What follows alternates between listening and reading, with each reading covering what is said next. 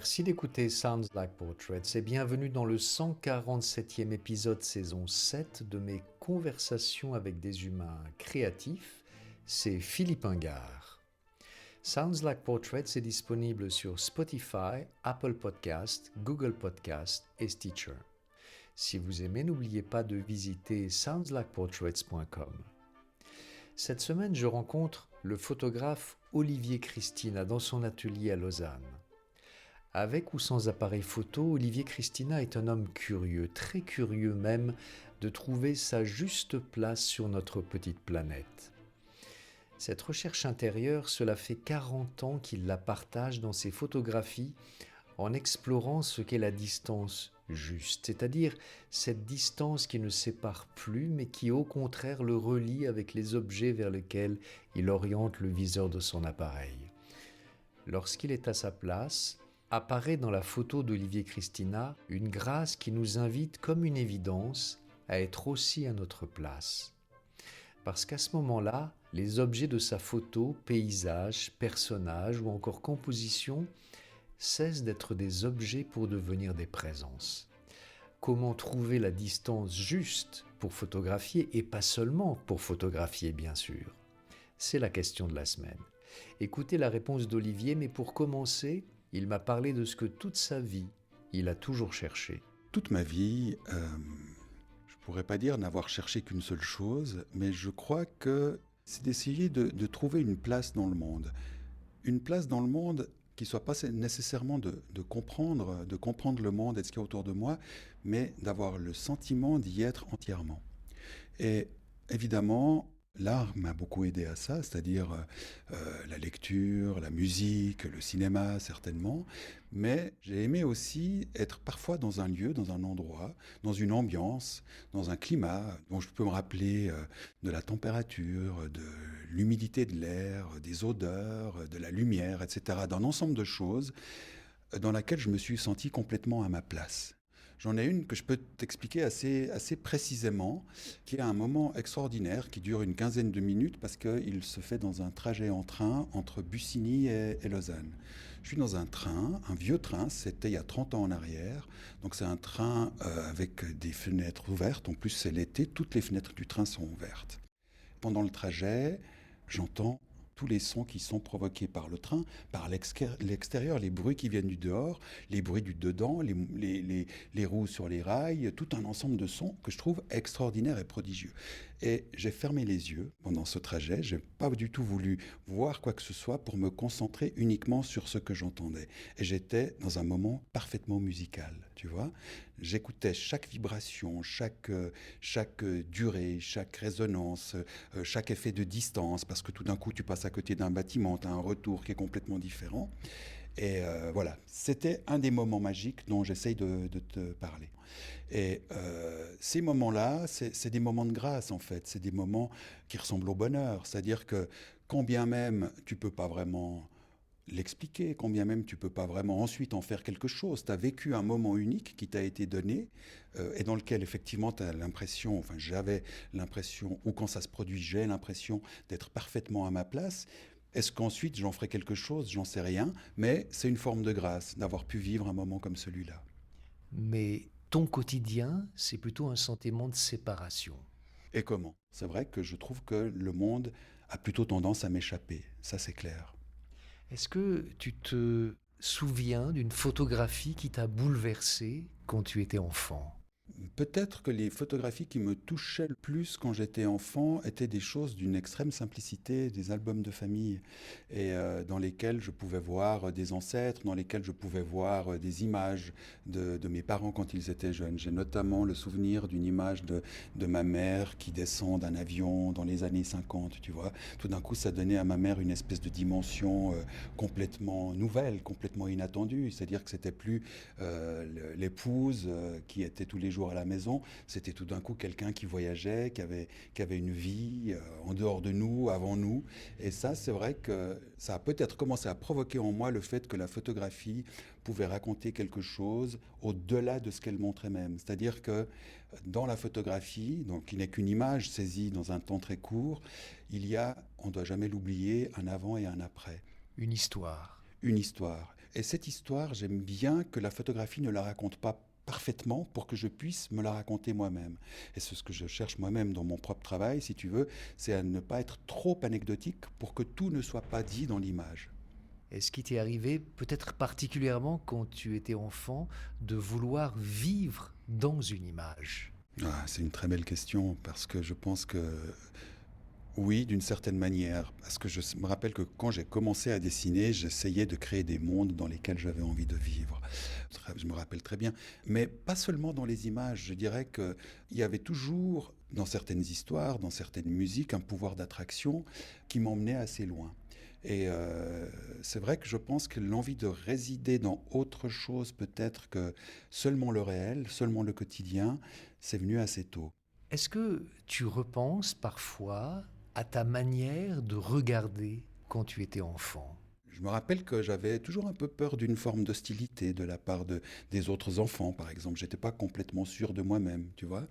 Peut-être qu'il y avait déjà une forme de solitude qui pouvait, ou peut-être un appel à la solitude, parce que je suis né dans une famille nombreuse, hein. Je suis le cinquième d'une famille, donc on était 5 enfants, plus mes 2 parents, c'était une famille nombreuse, on avait des moyens relativement restreints, on va dire, on n'était ni pauvres ni riches, on était dans la classe moyenne, mais on était 3 garçons dans la même chambre pendant une grande partie de notre enfance, ce qui a provoqué donc le sentiment d'appartenir à évidemment une grande famille, à des gens avec lesquels je m'entendais, mais que j'avais parfois envie de fuir, évidemment, et qui provoquait en moi un désir de solitude par moment, de m'isoler complètement. Ce qui était évidemment difficile dans le cadre de la maison, puisque on n'avait pas vraiment un lieu où s'isoler parfaitement. Peut-être que simplement cette configuration familiale, qui était pourtant très bienveillante, hein, j'ai vraiment eu une enfance plutôt paisible, et je ne peux pas l'appeler autre chose qu'une enfance heureuse, en tout cas une enfance remplie de bienveillance, si tu veux. Je me rappelle que j'ai eu des moments tout à fait pénibles pour les autres, où j'avais ce besoin d'être complètement seul.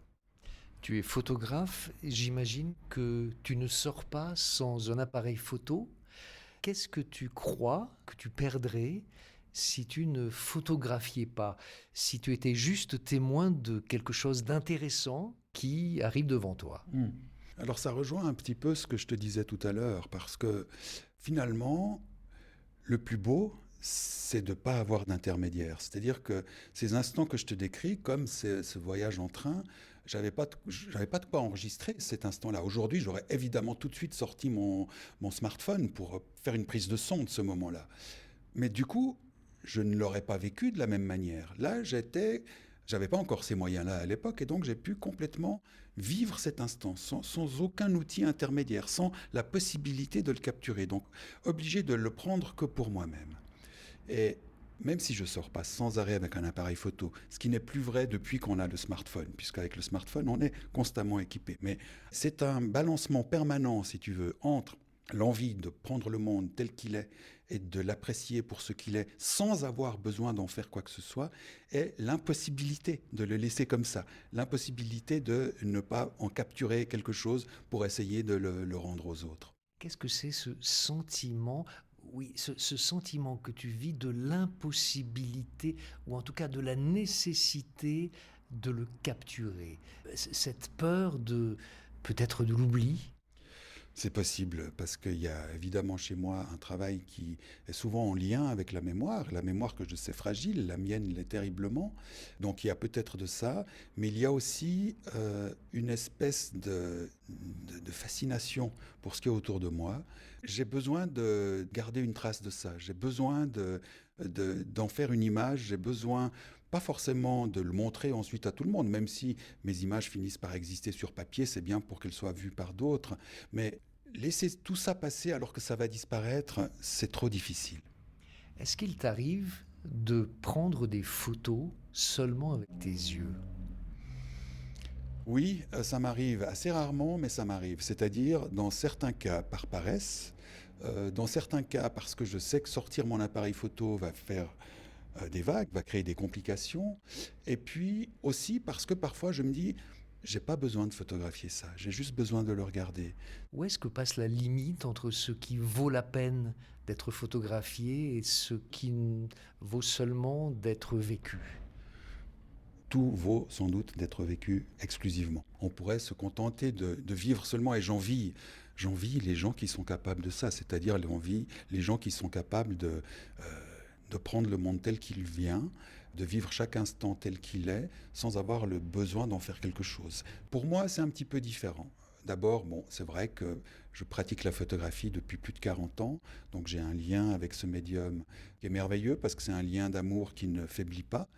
Mais je dirais que les moments peut-être où je laisse passer l'image, pas seulement de l'image d'ailleurs, mais aussi de l'instant, de sa sonorité, de son parfum, il y a beaucoup de choses dans le présent.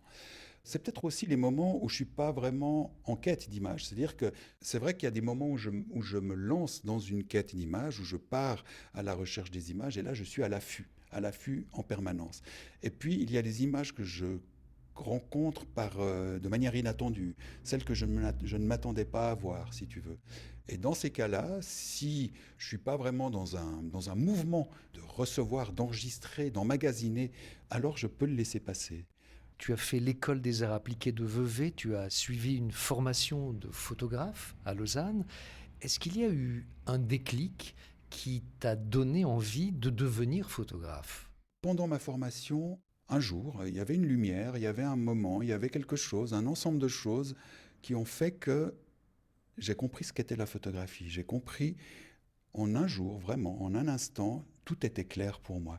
J'ai compris comment faire un cadrage, comment saisir une lumière, comment jouer avec le temps qui passe, comment décider à quel moment déclencher.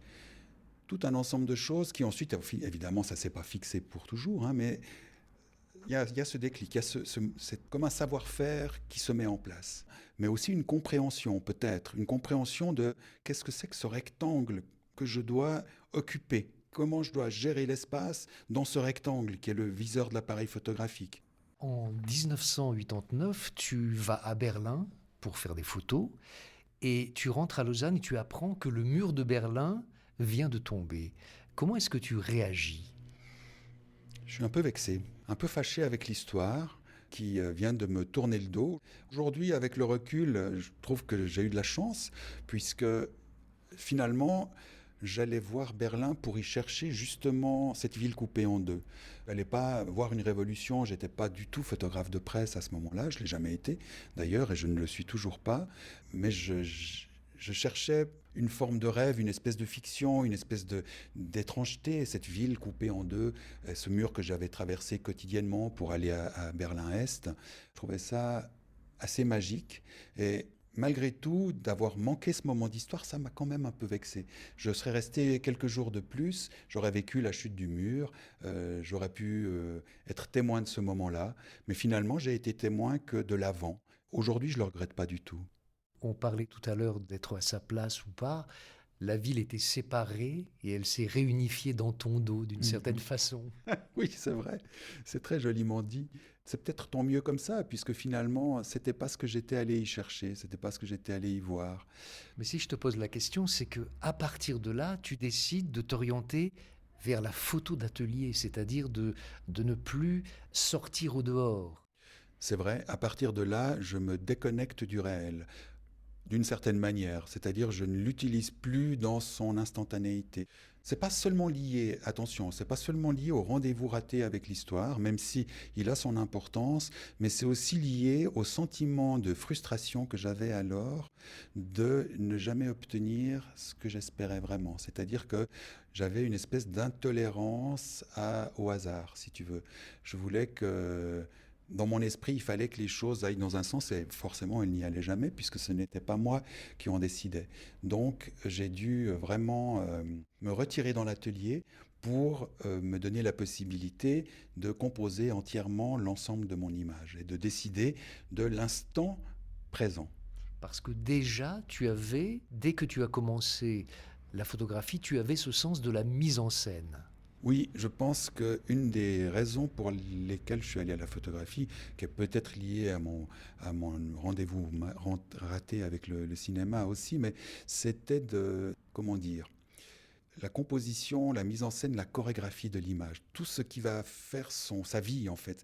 La photographie, c'est une image fixe, hein, plus rien ne peut s'y passer, tout est donné, tout est figé. Mais dans certaines d'entre elles, il y a toute cette notion de l'avant et de l'après qui peut être liée justement à la qualité de l'instant capturé.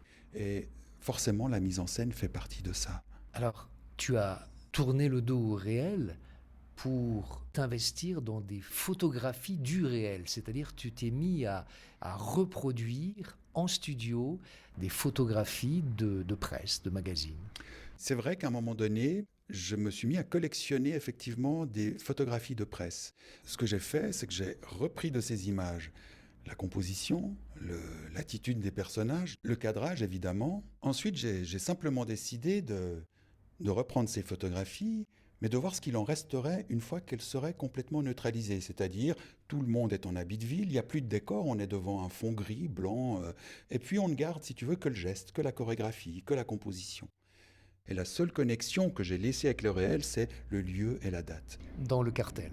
Oui, dans le cartel, absolument, et dans le petit catalogue qu'on avait fait à l'époque avec le musée de l'Élysée quand les images avaient été exposées au musée. Ce que j'ai adoré d'ailleurs dans les moments où j'ai fait ces prises de vue, c'est la magie qui régnait dans l'atelier entre les modèles totalement figés dans leur pose. J'avais ce théâtre d'acteurs qui étaient des amis pour la plupart, qui jouaient ces photographies devant moi, et de voir cet instant complètement arrêté, c'était quelque chose de beau, parce que c'est vrai que ça me ramenait aussi à quelque chose que j'ai toujours ressenti dans ma vie également, c'est l'envie d'arrêter le temps, comme sans doute la plupart d'entre nous. Et c'est vrai qu'un des pouvoirs de la photographie en atelier, c'est de pouvoir arrêter le temps, de pouvoir se donner l'illusion en tout cas qu'on l'arrête. Et là-dedans, pour moi, il y avait une très très grande beauté à vivre. Dans le même esprit, tu as réalisé cette série intitulée Nu, féminin pluriel. Quelles étaient tes attentes par rapport au modèle qui posait nu, qui posait devant toi? C'était une relation, je dirais, de confiance d'abord que j'établissais avec le modèle. Pour moi, il était impératif que la personne qui acceptait de prendre la pose dans le cadre de mon atelier me faisait une forme de cadeau, que je négociais en lui faisant comprendre que l'image ne lui plairait pas forcément, ce qui n'était pas facile, qu'elle s'inspirerait peut-être d'images érotiques, que je redessinais pour les rendre un petit peu moins crus. Je proposais des croquis au modèle pour que le modèle puisse choisir la pose qui l'intéressait. Ce que j'essayais de demander aussi au modèle, c'est de faire abstraction dans ces moments-là de sa personne et d'accepter d'incarner une forme d'objet. C'est-à-dire que pour moi, c'était plus un travail sculptural qu'un vrai travail sur le nu. Ce qui m'intéressait à ce moment-là, c'était de capturer une forme dans une lumière donnée, avec de nouveau beaucoup de distance. J'approchais le modèle le moins possible, aussi pour respecter son intimité. Un modèle qui t'offre sa nudité, c'est déjà énorme. Essayons à ce moment-là de l'incommoder le moins possible. Est-ce que tu leur as posé la question de savoir ce qu'elles recherchaient dans cette expérience, puisque tu leur disais que peut-être le résultat ne leur plairait pas? Je ne leur posais pas cette question-là, mais je crois que pour elles, ce moment correspondait à une envie de garder une trace de leur corps à ce moment-là. Et puis, sans doute, beauté ou pas, l'idée de garder quelques instants de notre visage, de notre corps, ça a du sens. Quelques années plus tard, en 2010, tu sors de ton atelier et tu fais des séries comme Leçons de paysage, Ligne de fuite ou Nouveaux souvenirs. Qu'est-ce qui, à ce moment, t'a poussé en dehors de ton atelier et en dehors de la mise en scène? C'est deux choses. C'est d'abord une lecture de Mon nom est rouge de Orhan Pamuk. Ça, c'est l'élément déclencheur. C'est l'élément déclencheur. Dans ce livre, il y a une phrase. Le peintre explique à un autre peintre la raison de l'absence de perspective dans la miniature persane. Pourquoi le monde est toujours plat dans ces miniatures persanes? On est à une époque contemporaine de la Renaissance en Europe. Donc un peintre qui connaît ce mouvement de la Renaissance s'inquiète et s'interroge sur les raisons d'être de cette peinture persane qui reste figée dans une représentation plus... À deux dimensions. Voilà, exactement, merci. Et le peintre répond que Il représente le monde de cette façon-là, non pas parce qu'il l'a choisi, mais parce qu'il essaye de regarder le monde du point de vue de Dieu. Et ça m'a paru superbe parce que c'est vrai que c'est beau, c'est une forme d'humilité. On peut y voir exactement le contraire, mais non, c'est une forme d'humilité. C'est-à-dire que le regard du peintre n'est pas le plus important. Il essaye de représenter le monde d'une vision autre. Et pour ce faire, il utilise l'outil de la distance, il utilise la longue vue. Il utilise forcément, c'est vrai que le monde, quand on le voit de loin et qu'on essaye de s'en approcher, optiquement parlant, on va en réduire la perspective. Voilà, ça m'a complètement stimulé, ça m'a provoqué un déclic immédiat qui était le paparazzi. Alors tu vas me dire qu'on est très loin de Dieu, mais ça me va très bien. Le paparazzi, le photographe de guerre, tous ceux qui doivent se mettre à l'abri pour représenter le monde tel qu'il est dans des moments qui pourraient être des moments de danger. Avec des téléobjectifs. Avec des téléobjectifs, de puissants téléobjectifs.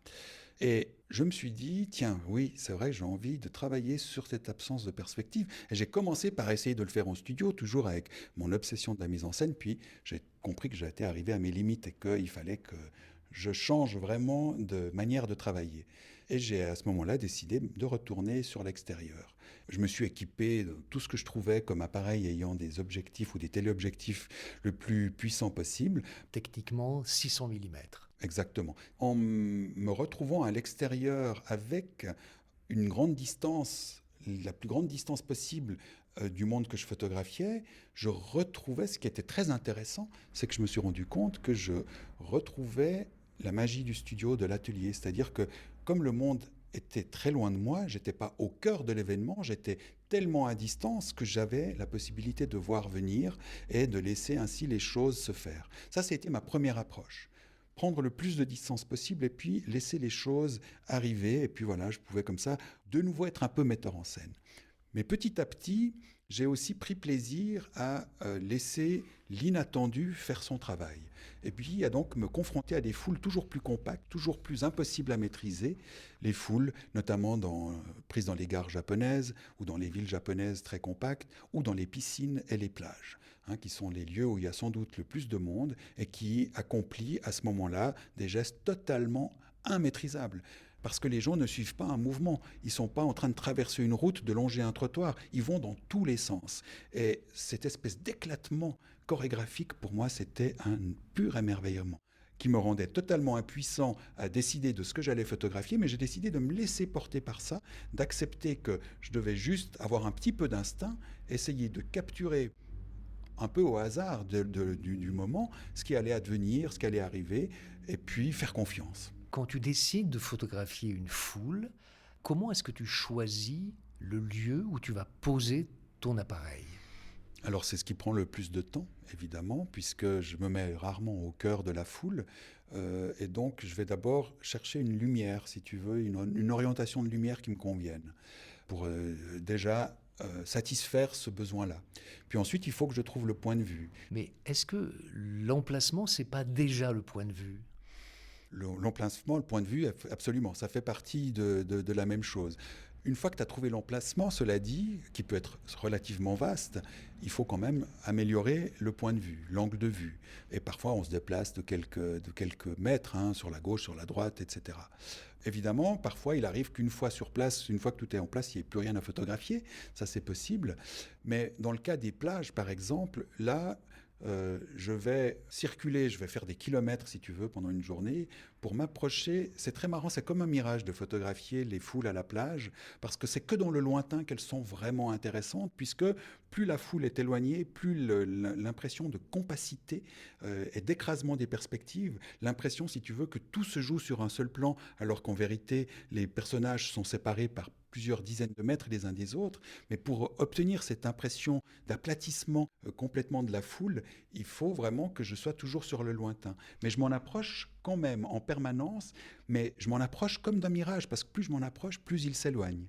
Autrement dit, plus tu prends de la distance avec le sujet de ta photographie et plus tu le compresses, plus voilà. Tu les rapproches. Exactement, c'est le seul moyen de m'en approcher, paradoxalement. Et de les rapprocher elles-mêmes ou eux-mêmes. Exactement, c'est tout à fait juste. Et ce rapprochement des personnages les uns avec les autres va simuler un sentiment d'interaction entre eux qui n'existe pas en réalité. Mais c'est ce qui va produire une narration que je trouve tout à fait particulière et unique. Ce que je trouve fascinant, c'est que tu te mets quelque part, tu choisis ta lumière, tu choisis ton angle, et tu ne sais pas ce que tu vas prendre. Est-ce qu'au fond, ce n'est pas symbolique de ce que fait un photographe? C'est-à-dire qu'il ne sait pas non seulement ce qu'il va prendre, mais sait-il vraiment ce qu'il veut prendre? C'est une très bonne question et je pense effectivement que ça résume extrêmement bien la quête que la plupart des photographes peuvent avoir. On peut espérer quelque chose qui se réalise peut-être jamais.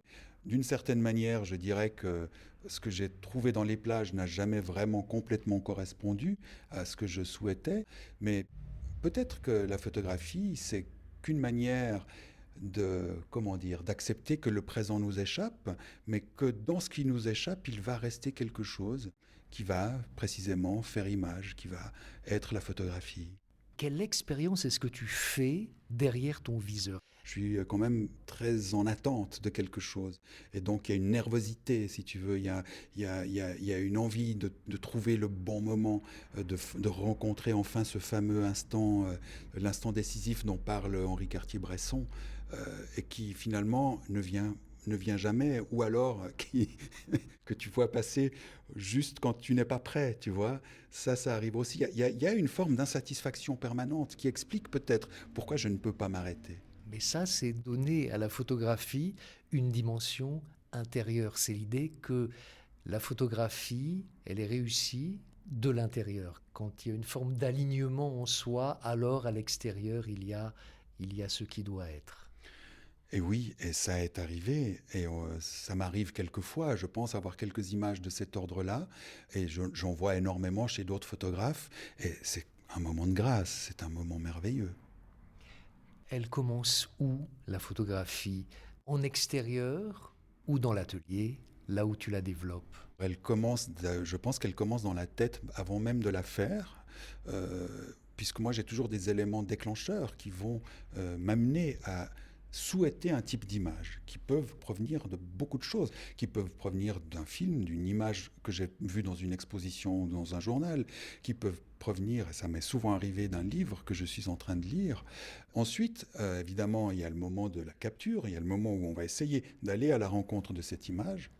Mais chez moi, c'est vrai que la décision de garder, de faire quelque chose de l'image elle-même, c'est après, c'est au moment du développement qui se fait ici. Je ne suis plus en laboratoire, c'est-à-dire que ça se fait de manière numérique, mais où je vais revisiter, réexplorer toutes les images que j'ai faites pendant l'instant de prise de vue, et il peut y en avoir des milliers. Il faut savoir que parfois, quand je suis vraiment très bien lancé, je peux faire 3000, 4000, 5000 images en une journée. Mais il y a ce moment où je vais revisiter toutes ces images, qui est un moment que j'adore d'ailleurs, et je n'ai plus qu'à voir ce qu'il y a à y trouver. Et c'est peut-être même le véritable instant décisif. Je suis en train de t'imaginer en train de regarder les 5000 clichés que tu as pris en rafale dans la journée. Est-ce qu'il y a une évidence dans le choix ou est-ce que tu dois parfois revenir parce qu'il y a des questions qui se posent? Ce n'est pas si simple. Ah, ça n'est jamais si simple. Et c'est vrai que le choix se fait de manière très lente. Et c'est pour ça que je ne suis pas quotidiennement en prise de vue. Parce que si par exemple je fais 20 000 photos, il va falloir 2 mois sans doute pour trier ces 20 000 photos. Et dans ces images-là, je vais en sélectionner d'abord une certaine masse qui va se réduire petit à petit jusqu'à ce qu'il n'en reste peut-être qu'une dizaine. Je ne sais pas, ça dépend. Parfois, sur une même journée, il va y avoir 5 ou 6 bonnes photographies. Et parfois sur une semaine, aucune. À quoi ça se reconnaît une bonne photographie?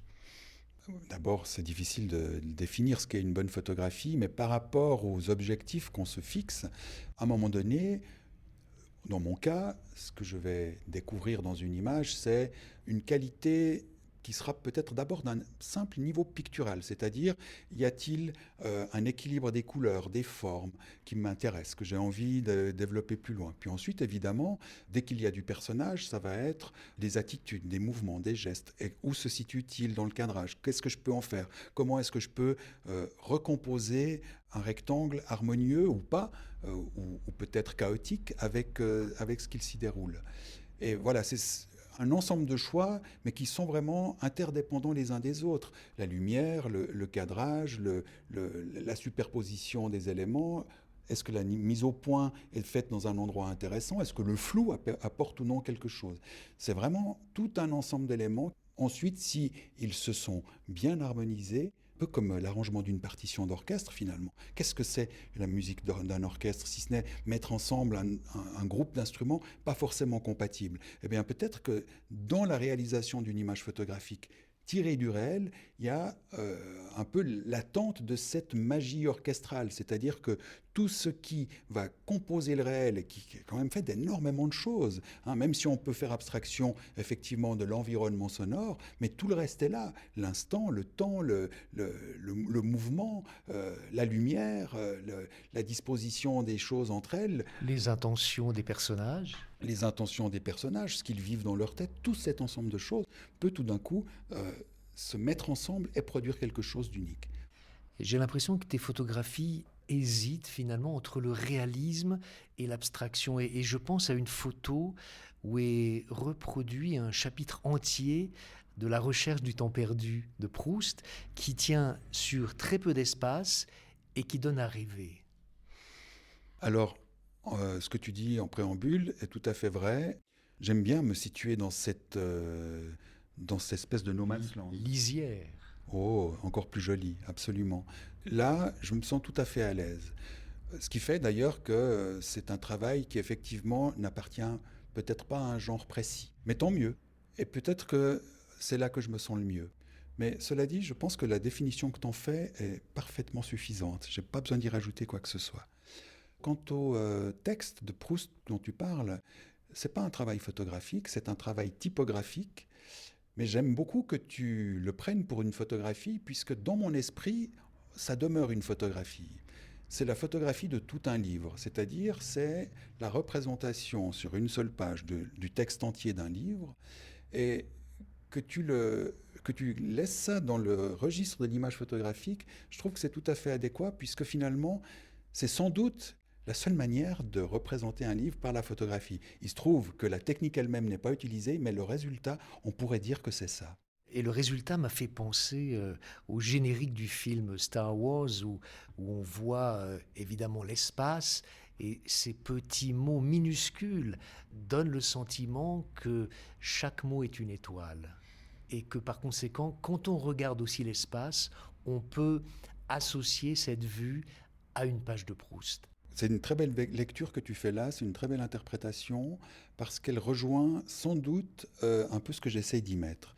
C'est-à-dire, sans penser à Proust en particulier, même si je l'ai utilisé en premier, puisque j'ai compris que c'est à la lecture de La recherche du temps perdu que j'ai été conduit, mais 20 ans après, à faire ce travail, mais sans penser seulement à ça, une des questions qui s'est posée pour moi en faisant ce travail, peut-être même tout le travail que je fais depuis quelques années, c'est de me demander comment le désir d'écriture a pu naître dans l'humain. Toi, tu parles des étoiles et tu fais le lien entre cette image de la recherche du temps perdu que j'ai faite et le ciel. Et je pense qu'on peut se la poser pour beaucoup d'autres choses que nos ancêtres ont dû contempler en voyant la mer. La mer, finalement, quand tu contemples l'océan, la mer, il s'en écrit des choses aussi sur cette page-là. Donc tu peux dire le ciel, tu peux dire une étendue d'herbe, tant de choses qui peut-être ont été interprétées par nos ancêtres comme un espèce de truc à déchiffrer, un ensemble de signes à déchiffrer, et qui peut-être ont conduit finalement nos ancêtres à découvrir l'écriture, va savoir. Donc des espèces de pages blanches dans lesquelles tout peut s'écrire. Il y a cette photo du fleuve, le Rhin, sur lequel se dessine comme un œil. Et j'avais le sentiment, la première fois que je l'ai vu, d'être au centre, au milieu de l'océan. Et tu m'as dit non, c'est le Rhin. Quelques centaines de mètres avant que le Rhin ne se jette dans les chutes. Et il y a un mouvement de l'eau qui est très impressionnant, très beau. Et il y a un côté un peu vertigineux dans cette image qui me plaît beaucoup. Il y a une espèce de mouvement, il y a une espèce de... Toi, tu parlais de peur en voyant cette image. Je trouve magnifique qu'une image qui finalement est faite que de taches blanches sur un fond noir, hein. Finalement, c'est des milliers d'éclats de soleil qui se reflètent dans de l'eau, c'est rien d'autre que ça, mais que ça puisse aller au-delà de ce que ça représente uniquement, Eh bien, on est dans une forme de poésie qui me va parfaitement. Finalement, quand on regarde une photographie, quand on est touché, c'est qu'elle est devenue un miroir de quelque chose qu'on n'arrive pas à atteindre sans elle, au fond, sans ce prétexte qu'on voit à l'extérieur de soi. C'est très beau ce que tu dis là, et c'est peut-être d'ailleurs ce que toute œuvre d'art va nous faire, hein. C'est l'accès fondamental que l'art nous permet d'aller au-delà de ce que le réel a à nous proposer. Et si on y parvient, alors c'est gagné. Je t'ai posé beaucoup de questions. Est-ce qu'il y a une question que tu souhaites me poser? Elle sera très simple, cette question. Est-ce que précisément, toi, homme de culture, quand tu appréhendes une œuvre, besoin de lire au propos de l'œuvre, ou bien est-ce que tu peux entrer en relation directement avec l'œuvre? Alors ça, c'est une question qui m'intéresse beaucoup. Je ne cherche pas à avoir de médiation avant tout contact avec une œuvre d'art. Je pense qu'une œuvre doit avoir, si elle entre en résonance avec moi, le langage, la grammaire, la syntaxe qui me convient. Je pense que les mots peuvent être, pour beaucoup de gens, un marchepied vers justement la capacité d'accueillir cette expérience, la capacité d'accueillir cette œuvre, tout simplement une façon de les orienter vers l'œuvre. Il y a beaucoup de paroles qui nous traversent lorsqu'on a les mots de l'artiste. Et je pense que c'est très important parce que ça oriente vers l'œuvre. Pour ce qui me concerne, moi, quand j'ai un rapport qui n'est pas professionnel avec les artistes, j'aime que l'œuvre me parle immédiatement ou qu'elle ne me parle pas et je n'ai aucun regret quand la rencontre ne se passe pas parce qu'une rencontre c'est rare. Je dois dire qu'il y a des peintres avec lesquels je ne suis pas en phase. Par exemple, Van Gogh, j'ai beaucoup de mal à rentrer dans son œuvre. Son œuvre dessinée, je l'adore et je résonne très fortement avec elle. Il y a des grands peintres comme ça qui ne me parlent pas et je les laisse ne pas me parler tout en vérifiant avec le temps que les choses ont évolué d'une façon ou d'une autre. Simplement, la rencontre avec l'artiste et la rencontre avec les mots de l'artiste, il me semble que cela permet d'amplifier ce qu'on a senti ou pas avec l'œuvre.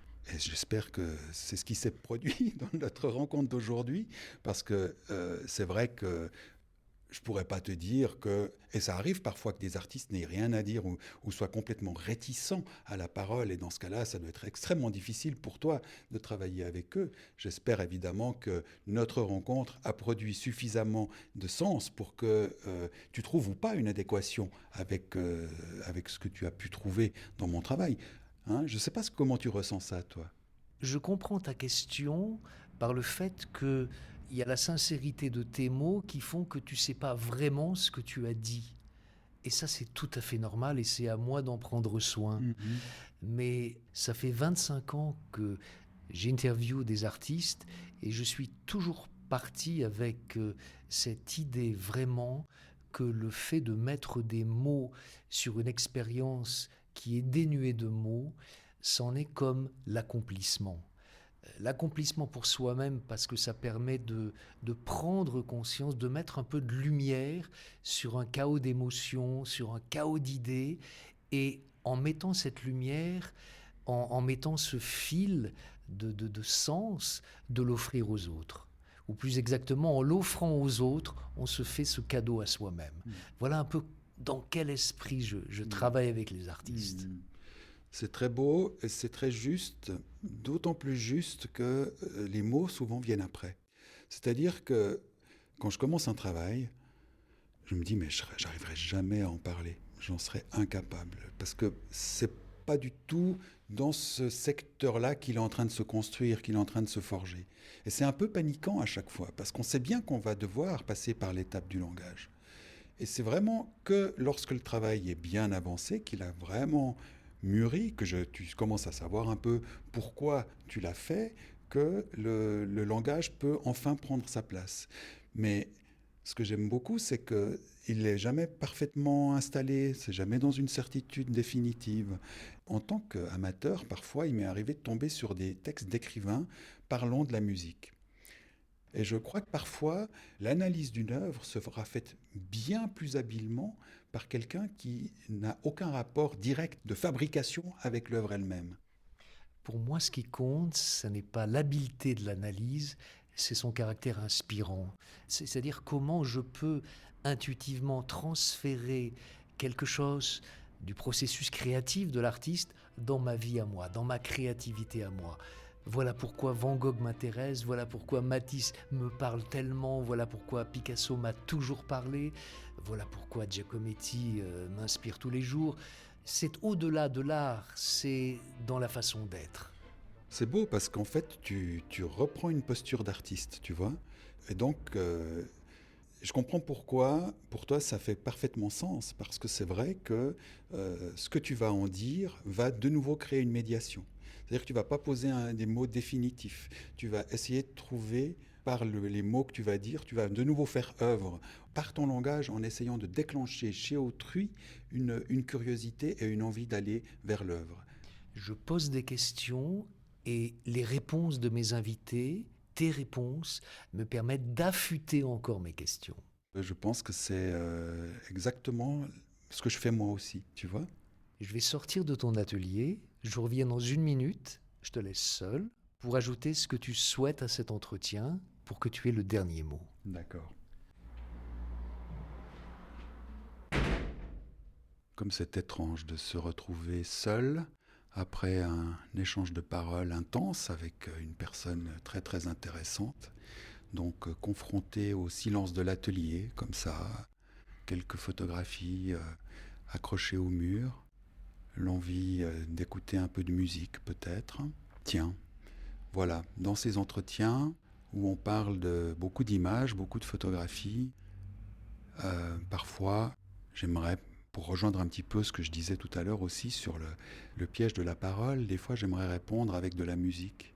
Mais voilà, peut-être que c'est un travers d'artiste, c'est-à-dire que souvent on aura peut-être tendance à se méfier de la parole, craignant qu'elle ne parvienne pas à évoquer ce que l'on essaye de mettre dans notre travail d'artiste. Mais se méfier d'elle, c'est aussi une erreur, puisque c'est par elle seulement que l'on peut trouver le moyen d'arriver au bout des choses.